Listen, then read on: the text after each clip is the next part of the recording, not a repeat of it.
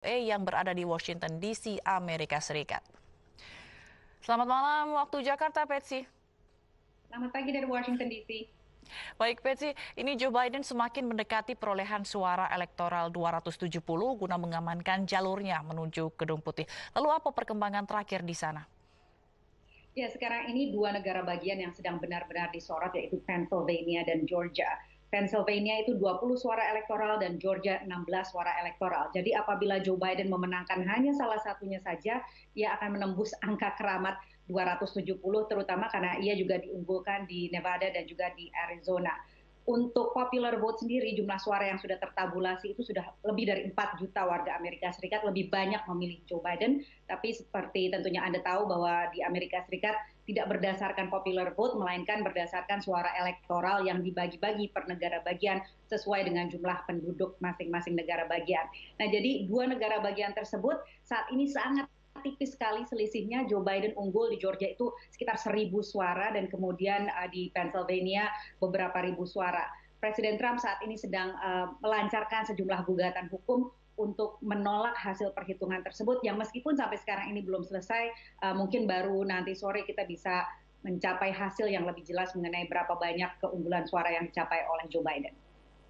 Lalu, Patsy, ini Presiden Trump nampaknya tidak legowo dan menuduh bahwa Biden ini curang. Lalu apa saja langkah yang ditempuh Trump untuk melawan?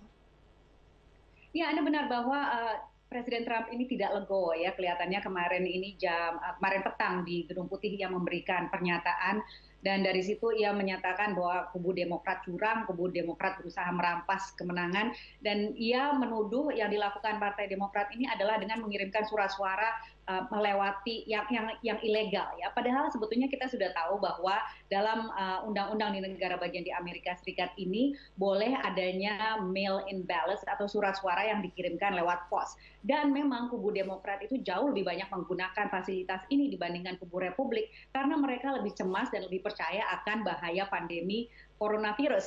Presiden Trump sendiri sudah menakut-nakuti pendukungnya sejak jauh-jauh hari untuk tidak menggunakan mail-in ballots atau pengiriman suara lewat pos ini. Jadi tidak heran kalau sekarang ini tabulasi suara yang tadinya mengunggulkan Presiden Trump sekarang beralih ke Joe Biden karena sekarang inilah negara bagian sedang menghitung mail-in ballots atau surat suara yang dikirim lewat pos.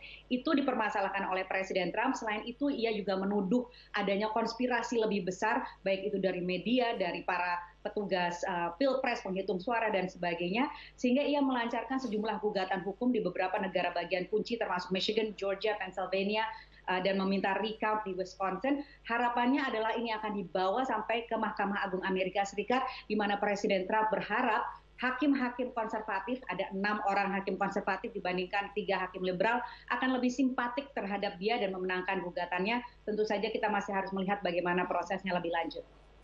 Baik, lalu ini rakyat Amerika Serikat juga tampaknya semakin resah dengan adanya sejumlah demo seperti di Michigan tadi.